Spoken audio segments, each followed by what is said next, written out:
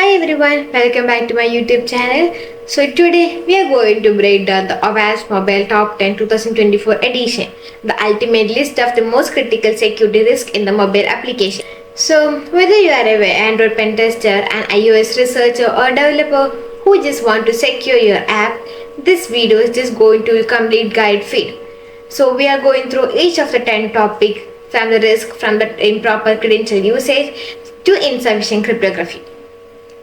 So grab your notes or let's dive straight into the world of the mobile app security. So let's move into the topic. So as I mentioned, we are going to discuss about the OWASP, and at first what is OWASP and why a mobile top 10. So OWASP means like the Open Web Application Security Project. It's a non-profit foundation which is given a top 10 like it provides a framework, tools, documentation that help the developers, security professionals build and maintain the secure application. And the mobile challenge is like mobile app introduce a unique attack surface, like it has a device hardware vulnerabilities or a specific security features, third party SDK dependencies, the complex supply chain, sensitive user data privacy. So by all these, like we have to see about how to use it, the awareness, testing, checklist, bug bounty focus. So these are the things we have to look on the OWASP. So OWASP means like it contain a top 10 vulnerabilities that's in current edition. So we can go through each of them and the 2024 version. So first one is like improper credential usage. Second is like inadequate supply chain security. Third is insecure authentication authorization. Fourth is insufficient input-output validation. Fifth, insecure communication. Sixth is inadequate privacy control. And seventh is insufficient binary protections. Eighth one is security misconfiguration. Ninth is insecure data storage. And last, insufficient cryptography.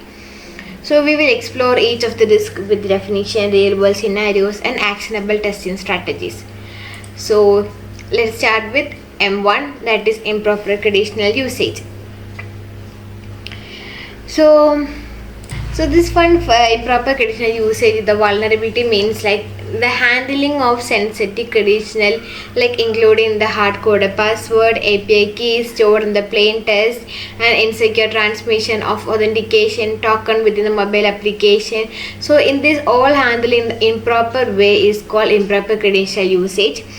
So let's talk about the impact. That is that credentials are the key to the kingdom. So once it has been compromised, the attack can able to like impersonate the user or escalate the privilege, like indoor attack, or they bypass the authentication entirely. Okay, so we can discuss some of the real world scenarios. So that consider a banking application, so with the API key hard coded directly in the APK file. So a skilled reverse engineer extracts key using the decomposition tool and suddenly has the ability to like access the backend system, bypass authentication mechanism, like maintain the users, exfiltrate the sensitive financial data. And we can see that another common example is like using the session token in plain text on device storage and making them easily accessible to malware or attack it with the physical access. So these are the scenarios we can take about the improper credential usage. So to check this for bug bounty hunters, we can able to do static analysis, storage security and transmission security. So we have to check all of the things when we go into the top. So in a simple way I say, like if someone get your credential, they can able to log in any user or take the full control in the backend system. So that is what M1. And let's move to the M2, and that is inadequate supply chain security. So this is like happen when a third party dependencies, like vulnerability introduced through the outdated or any malicious third party libraries, SDKs and framework that apps rely on the functionality. So these have been compromised the build pipeline, like attack on the development and distributes the pipeline, including the malicious code and injection during the build process or compromise the package manner. So even if our own code is secure, third-party component can able to weak the link. So supply chain attack can able to compromise thousands of apps simultaneously. So let's move to see the real-world example. Imagine a proper fitness tracking app that integrated third-party analytics SDK and unknown to the developer. This SDK contained a backdoor that exfiltrated the user locations, data, or consider build pipeline that pull from the compromised NPM package repository or injecting the malicious code into every app version releases. So to a security testing approach, we have to check the inventory, verification, security build. So when our app uses third-party SDKs, libraries, or dependencies that have a hidden vulnerabilities or malicious code, is called inadequate supply chain security. And even if our app is safe, one of the insecure dependency can compromise our entire app or steal the users. And now let's move to the third, that is insecure authentication and authorization. So it means like this category encompasses the critical flow in how mobile app verify the user identity, that end authentication, and enforce the access right, that is authorization. So these vulnerabilities can lead to the complete account takeover and unauthorized access to sensitive functionality. So that is leads to authentication failure and authorization failure. So and I will say an example, like an attacker changes a user ID in an API request and access the another person account details. So he can able to access. So when the app doesn't properly verify who the user, that is authentication, and what they do, that is authorization, this kind of vulnerability can happen. So this lead to a weak logic check or missing the access control can let the attacker bypass security and steal the data or perform admin action. Now let's move to M4, that is insufficient input output validation. And this failure properly validate and sanitize the data entered in the application, that is input, or being returned to storage and transmitted, that is output, create numerous attack vendor in the mobile environment. So when the app doesn't properly check the data it receives or send out, allowing the malicious input to cause the problem. So for example, consider a note-taking app that allow users to specify the file name when they save a note to device storage.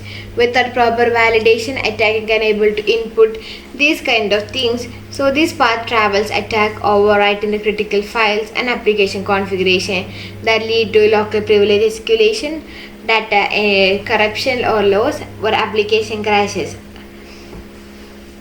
So attacker can able to inject unexpected code, crash the app, and make it behave in an unsafe way if we didn't check the insufficient input output validation properly. So these are the testing methodology, that is input fuzzing, file operation, and operator output encoding. And next M5, that is insecure communication. So that is the vulnerability when the data between the app and the server is not properly protected during the transmission. For example, we can say like that a shopping app sent a login info over the HTTP instead of HTTPS. So a attacker can able to, on public Wi-Fi, you can see the password. So because of this, like without of the encryption, attacker can able to intercept and change the message between the app and the server. So this is what insecure communication. And the common attack scenarios are plain text HTTP, weak TLS configuration, missing certificate pinning. And now about the M6, that is inadequate privacy control. So when an app collect, share, or store the personal information without user consent or a protection is called inadequate privacy control. For example, a weather app. We can consider a weather app that tracking our location all the time and sell that to the advertiser without telling you. So that is one of the lead to the privacy. So it violates the privacy law like the GDPR and put users' data at the risk of misuse or identity theft. And the privacy testing framework like data minimization audit user control assessment, and anomalously review. And now let's move to M7.